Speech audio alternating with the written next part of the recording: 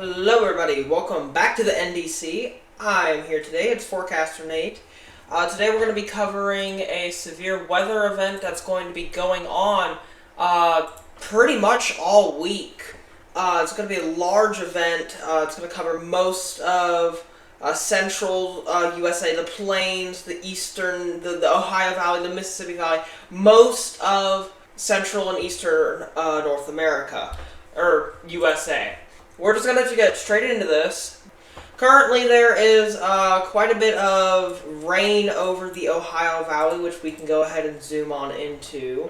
Currently there is a flood watch out, I believe, for southern Ohio, northeast, basically where all this rain is where I believe there is a flood watch currently, last I checked. So yeah, like southern Ohio, central Ohio, northeast Kentucky, and the west half of West Virginia.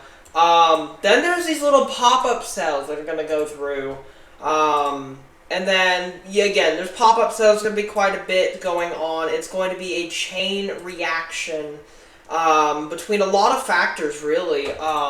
So, starting around 5 p.m. Eastern Standard Time, 5 to 6, we can see some cells start to pop up over here in the central Missouri area. Let's see what the CAPE values are on this. CAPE is your instability level, so the higher this number, the higher chance for severe weather and tornadoes. Currently, this is around 1,000, so 1,000 would be needed for tornadoes and maybe not significant tornadoes, but a few tornadoes. And then things like, once you go to 2,000, then it gets a bit more violent. Let's see where our rain is with this. Rain is not all too much in the area. I'm going to have to go back an hour to get a better view of this. Okay, so it's not until about 2 or 3 a.m. tomorrow. So 2 or 3 a.m., around 2 or 3 a.m. tomorrow, which if I'm correct, that is Wednesday, from time of publishing. So Wednesday at about 1 to 3 a.m. Severe cells will start to pop up around Oklahoma and Kansas and all, as well as a little bit of Texas there, as you can see. Your main threat, I do not believe, will be tornadoes immediately. It is majoritively a hail and wind threat. I really don't even think you're going to have much of a wind threat. Maybe some pretty hefty gusts at times, though I do not expect the gusts to be a main threat. I would expect inch to inch and a half to 2 inch hail along these little core areas. So I'm going to have to now go to NAM 3 kilometer, and this is where it's going to show us more of tomorrow's storm. Now this one's been a little bit janky recently, so it may not be fully accurate, and will move over to another model as needed. But so, you can see all these storms that had fired up over here and along the Missouri areas. They start combining into basically a new front. And then as we get into tomorrow afternoon, so around 5 to 6 p.m., some light showers will start popping up in this kind of like this outflow line boundary, as you can see. Then about a few hours later after that, so around midnight, we could start seeing more cells pop up. Again, your main threat for tomorrow, according to the SPC, is not a big tornado threat. I beg to differ on that in some areas. In some areas, I do believe you could see severe weather, like up here in the state line with Missouri and Arkansas. There's a lot going on. There's a lot more of that CAPE, as we were talking about. There's a lot more of that CAPE. It's not very high, but in some areas it does get up to around 1,500. And like I said, we would need 500 more for them to get violent. But just from the STP down here, you have a 2.0, which is already pretty significant for EF2 to EF3 tornadoes. I mean, even you could see it down here in the little intensity thing, the effective layer.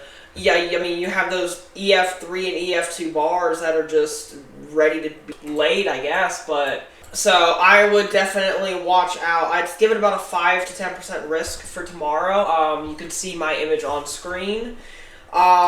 So moving in after that, again, there's going to be a lot of severe storms from the Ozarks and northward. There could be a tornado or two a little bit south of the Ozarks, like in the Texarkana region, a little bit northwest of that. Though I would not count on it specifically, though still be on the lookout just in case.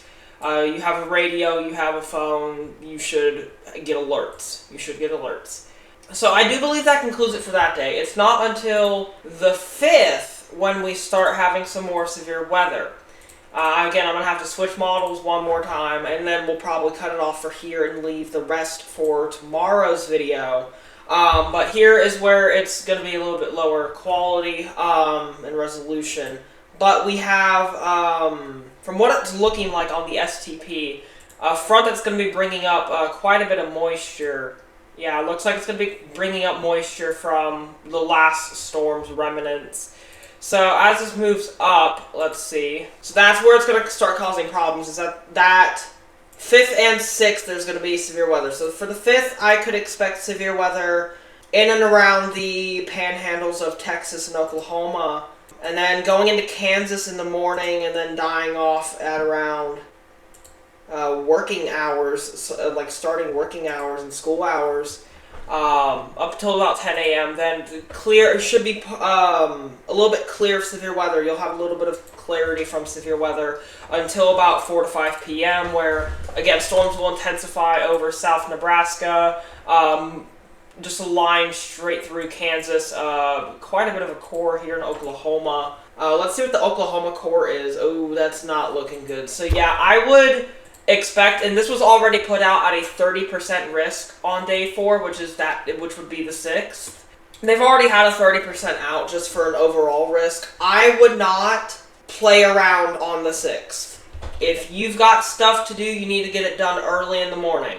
If you do not, I do not recommend being out traveling on the 6th.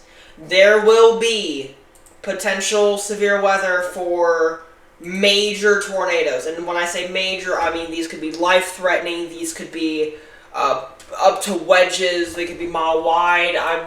Especially near like the Oklahoma. This is in central Oklahoma, going up through Wichita. That could even get into Kansas City. So, again, people on the 6th, if you can see this, need to be very self-aware and do not need to be traveling.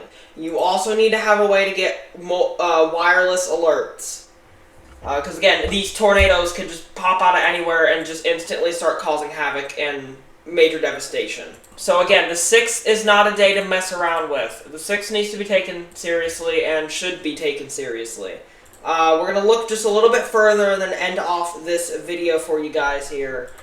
So this system will move out into Missouri. It'll die off around the state line with Kansas. Again, these storms will be going most likely until midnight tomorrow. Not tomorrow, but on the 6th. So these storms are going to be going long term. But after this, it is looking like you will have a few days, potentially, where there will be no severe weather. There at least not in those areas that we talked about. Like, there could still be a little bit of severe weather remnants down south, like in Houston, Shreveport, Alexandria, New Orleans. Like, those areas could have a little bit of lingering severe weather. There could still be a line of severe weather, maybe even some severe weather up here. It's looking like in Ohio, West Virginia, Maryland, and Pennsylvania. Maybe some severe storms, but I would not expect tornadoes for about a few days after this. I'm not aware if there's any other systems at this time. I'm still looking over it. Ooh. So as it looks like, and I would not take this seriously, we're going to wait 3 or 4 days before confirming this, and I'll make a video on this in a few days, but potential new system will form over the Mississippi Valley, Missouri, Arkansas, Illinois, Indiana, Kentucky, parts of Tennessee it looked like might get hit. Some more into like Oklahoma and parts of Kansas. I take that back, Tennessee might not get hit. But yeah, so again, you just need to be self-aware because there will be severe weather on the 6th, and that will most likely be life-threatening. I thank you guys for watching. That's going to wrap it up for today's video. Don't forget to like and subscribe, guys. Really appreciate y'all watching. Peace.